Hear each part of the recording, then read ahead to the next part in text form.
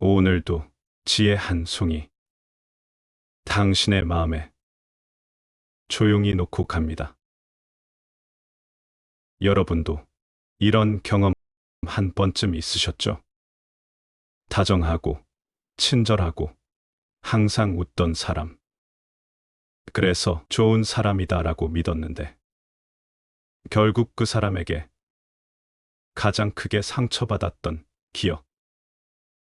분명히 말도 예쁘게 하고 겉으론 다 배려심 있는 사람처럼 보였는데 나중에 돌아보니 마음이 쓰이고 지치고 결국 혼자 남겨져 있었던 순간들. 오늘의 영상은 그런 경험을 한 분들께 꼭 전하고 싶습니다. 왜 착해 보였던 그 사람이 나에게 상처를 줬는지, 그 사람이 진짜 내 편이 아니었다는 걸 왜 눈치채지 못했는지, 그리고 이제 어떤 사람을 믿고 어떤 사람과 거리를 둬야 할지 함께 정리해 보려 합니다. 이 영상을 끝까지 보시면 착한 척하는 사람과 진짜 내 편을 직감적으로 구별할 수 있는 지혜로운 눈을 얻게 되실 거예요. 첫째, 진지하게 공감하는 척하지만 내 이야기를 소비하는 사람. 경자 씨는 오랜 친구 미숙 씨와 점심 약속을 가졌습니다. 국밥집에서 국물 한 숟갈 먹기도 전에 조심스레 말을 꺼냈죠. 요즘 남편 일이 조금 어려워졌어. 나도 마음이 무겁더라고. 미숙 씨는 잠시 표정을 굳히더니 조심스럽게 말했습니다. 어머, 그런 얘기를 나한테까지 해도 되는 거야? 그런데 넌 정말 강하다. 그런 줄 전혀 몰랐어. 그 순간엔 진심처럼 들렸습니다. 그래서 경자 씨는 살짝 안심했고 대화가 조금 위로가 됐다고 생각했죠. 하지만 며칠 뒤 동네 커피숍에서 친구로부터 들은 말에 경자 씨는 얼굴이 굳어졌습니다. 너 남편 일로 힘들다며? 미숙이가 그러던데. 한순간 배신감과 부끄러움이 동시에 밀려왔습니다. 내가 힘들다고 얘기한 게 저 사람들에겐 흥미거리였구나. 사실 경자 씨는 이전에도 이런 경험이 있었습니다. 상대는 늘 다정했고 이해해주는 척했지만 이상하게도 그 사람과 대화를 나눈 후엔 마음이 더 복잡하고 무거워졌던 기억들. 그 당시엔 왜 그런지 몰랐습니다. 하지만 지금은 알 것 같았습니다. 심리학자 그렌 브라운은 말합니다. 당신의 취약함을 소문으로 되돌려주는 사람은 결코 당신의 편이 아니다. 그 사람의 말이 다정하다고 해서 그 마음까지 따뜻한 건 아니었습니다. 말은 위로였지만 행동은 방관이고 관심인 척한 소비였습니다. 여러분도 먼저 대화 후의 감정을 기억해 보세요. 그 사람과 이야기한 뒤 마음이 더 무거웠다면 그건 경계해야 할 사람이라는 감정의 경고일 수 있습니다. 또한 내 이야기를 나누기 전에 그 사람이 다른 사람 이야기를 어떻게 다루었는지를 떠올려 보세요. 늘 누군가의 비밀을 쉽게 말하는 사람은 나의 비밀도 쉽게 풀어놓을 수 있는 사람입니다. 진짜 내 편은 내가 울었을 때 침묵하고 다른 사람과 있을 때도 그 이야기를 꺼내지 않습니다. 내가 한 말을 누가 알고 있는가를 보면 사람의 진심이 보입니다.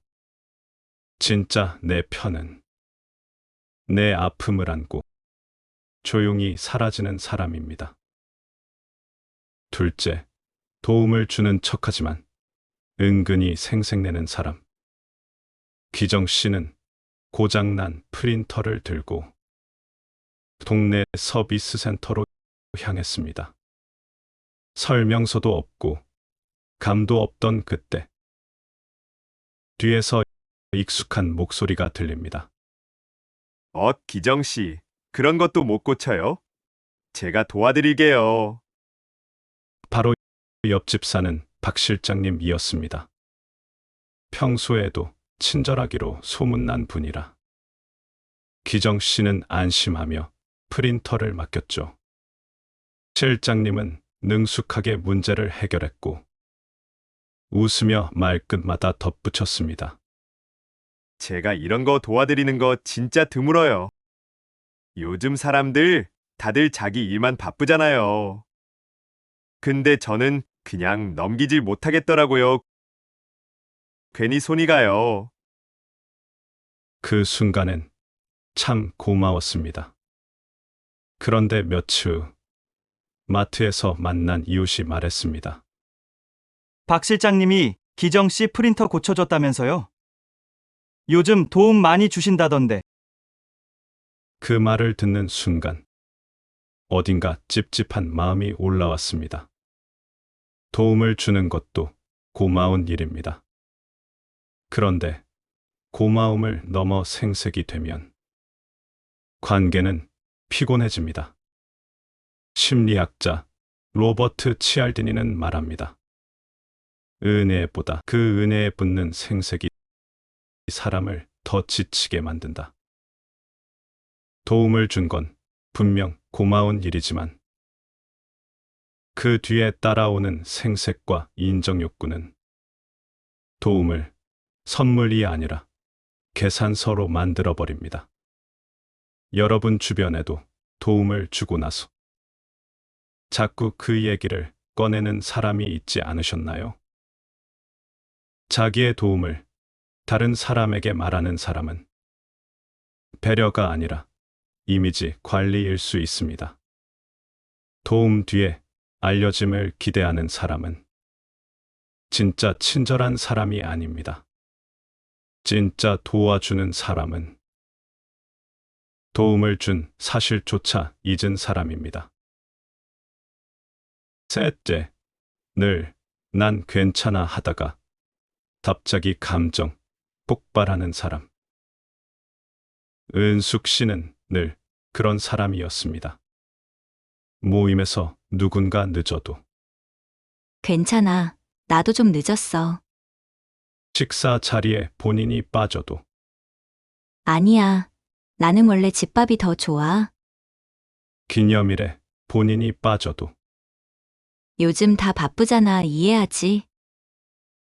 늘 웃으며 넘기고 괜찮다고 말하던 사람. 그런 모습 덕분에 사람들은 오히려 더 편하게 굴었습니다. 모임 정리도 맡기고 다른 사람 문제도 은숙 씨가 해결해 주길 바랬죠. 은숙 씨는 한 번도 화를 낸 적이 없었거든요. 그래서 사람들은 그녀는 진짜 착한 사람, 다 받아주는 사람이라고 생각했습니다. 그런데 어느 날 친목 모임에서 한 친구의 생일을 챙기고 있었어요. 모두가 함께 모여 케이크를 준비하고 손편지를 써서 분위기가 참 따뜻했죠. 그런데 그날 은숙 씨의 생일은 일주일 전이었다는 걸 아무도 기억하지 못했다는 사실이 그제야 떠올랐습니다. 조심스럽게 말문을 연 친구의 사과에 은숙 씨는 평소와 다르게 차갑게 말했습니다. 괜찮아. 나야 원래 늘 빠지는 사람이니까 익숙해. 순간 공기가 싸늘해졌습니다. 차가운 말투에 얼굴은 그 어느 때보다 단단했습니다. 그리고 다음 날 은숙 씨는 아무 말 없이 단체 채팅방을 나갔습니다. 그 이후로 우리는 다시는 그녀를 모임에서 볼 수 없었습니다. 그제야 우리는 깨달았습니다. 그녀는 착한 사람이 아니라 참는 사람이었다는 거요. 심리학자 해리 스택 설리번은 이렇게 말합니다. 감정은 억누를수록 커지고 가장 불편한 순간에 가장 어색한 방식으로 터진다. 여러분도 주변에 항상 괜찮다고 말하는 사람이 있지는 않으신가요? 그런 사람이 있다면 그 말을 그대로 믿지 말고 그 사람의 감정을 돌아보세요. 늘 참는 사람이 한 번 터졌다면 그 감정은 그 순간 생긴 게 아닙니다. 오랫동안 쌓아온 실망과 외면이 만들어낸 결과일 수 있어요. 진짜 내 편은 불편한 말도 조심스럽게 꺼낼 줄 아는 사람입니다. 그 감정을 표현하고 들을 수 있는 관계가 진짜 내 편이 존재하는 관계입니다. 넷째, 누구에게나 착한 척. 결국 누구의 편도 안 드는 사람. 정우 씨는 누구에게나 예의 바르고 친절한 사람이었습니다. 어디서든 조용히 미소 지었고 불편한 말은 절대 하지 않았죠. 누가 무례하게 굴어도 그럴 수도 있지요. 다 이해해요. 라고 말했죠.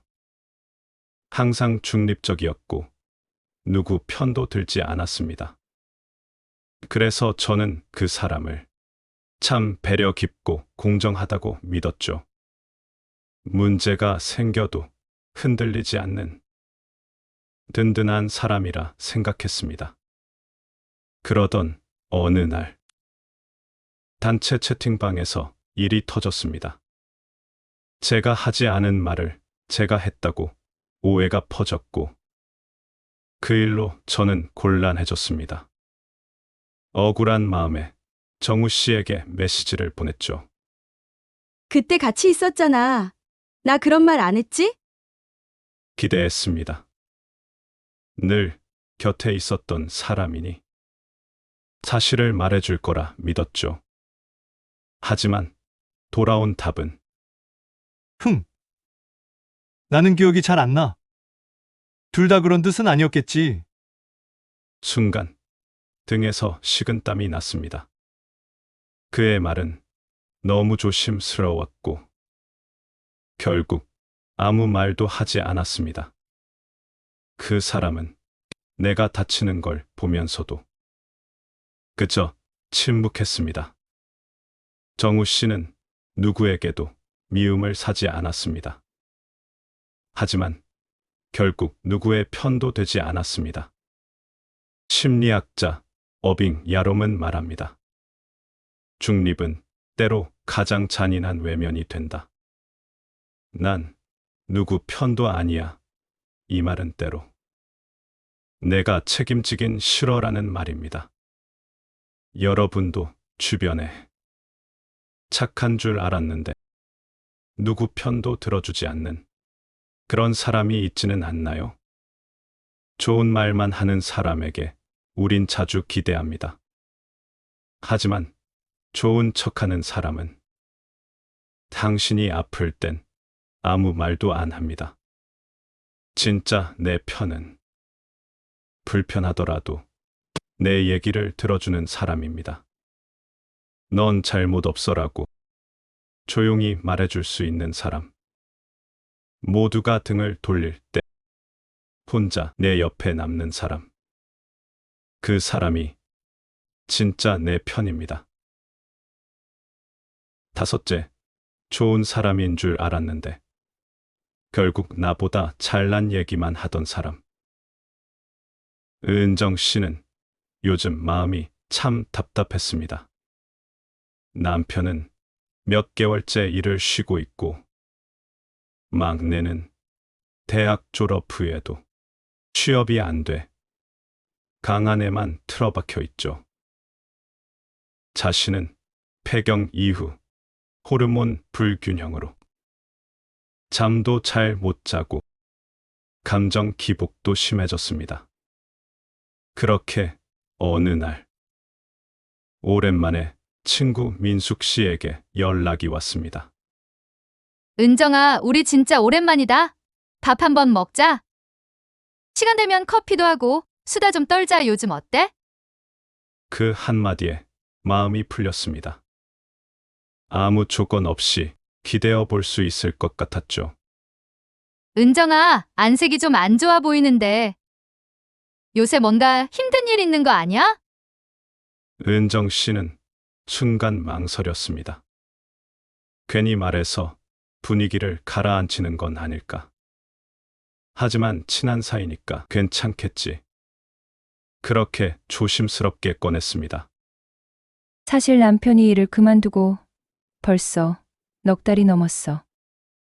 애도 아직 취업 못하고 있어서 걱정도 많고. 나도 요즘은 불면증도 심하고 그냥 좀 지쳐. 민숙 씨는 고개를 끄덕이더니 이렇게 말했습니다. 아이고, 그런 일이 있었구나. 근데 은수가 난 그런 시기 그냥 넘어갔던 것 같아. 애들도 다행히 나 몰래 다 알아서 했고, 남편이 회사 관두겠단 말 나왔을 때도 내가 그냥 단칼에 잡았어. 이 집은 내가 지킨다 하고. 은정 씨는 그 말을 듣는 순간 뭔가 머리를 탁 맞은 것 같았습니다. 내 얘기가 끝나기도 전에 상대는 벌써 자기 얘기 속으로 들어가 있었던 겁니다. 나는 그때 잠도 제대로 못 자고 갱년기 때도 진짜 참고 견뎠어. 운동하면서 땀 빼고 절대약 같은 거 안 먹고. 그 말들이 하나하나 은정 씨의 가슴을 누르기 시작했습니다. 처음엔 위로를 받은 줄 알았는데 듣고 보니 자랑이었고 비교였고 평가였습니다. 은정 씨는 집으로 돌아오면서 조용히 눈물이 났습니다. 나는 오늘 진심으로 마음을 열었는데 그 사람은 그 틈에 자기 우월감만 밀어넣고 갔구나. 내 상황은 공감받지 못했고 나는 왜 이렇게 힘들게 살았지 하는 자책만 남았습니다. 심리학자 데보라 테너는 말합니다. 사람들은 공감을 가장한 자기중심적 대화를 자주 한다. 겉으로는 공감처럼 보이지만 본질은 내가 더 잘났다는 감정 전달일 뿐이다. 여러분도 힘든 일을 털어놓았는데 되려 자기 자랑을 들은 경험이 있나요? 힘든 일을 어렵게 털어놓았는데 나도 그랬어라는 말은 위로가 아닙니다. 그리고 그 뒤에 오는 말이 근데 난 잘 넘겼어라면 그건 비교입니다. 진짜 내 편은 당신보다 더 나은 이야기를 꺼내지 않습니다. 그냥 그래. 그건 정말 힘들었겠다. 한마디면 됩니다. 내가 아픈 걸 말했을 때 그 아픔 위에 자기 인생 덮어놓는 사람. 그 사람은 내 편이 아니라 내 감정 위에 서고 싶은 사람입니다. 말이 많다고 공감이 아닙니다. 내 말을 듣고 멈추어주는 그 사람이 진짜 내 사람입니다. 오늘 이야기를 들으며 떠오른 당신의 경험 댓글로 함께 나눠주세요. 여러분의 이야기가 또 다른 누군가에겐 큰 위로가 될지도 모릅니다. 오늘의 영상이 당신의 마음에 지혜 한 송이로 피어나길 바랍니다. 구독과 좋아요는 지혜가 자라는 힘이 됩니다. 늘 여러분의 행복을 응원합니다.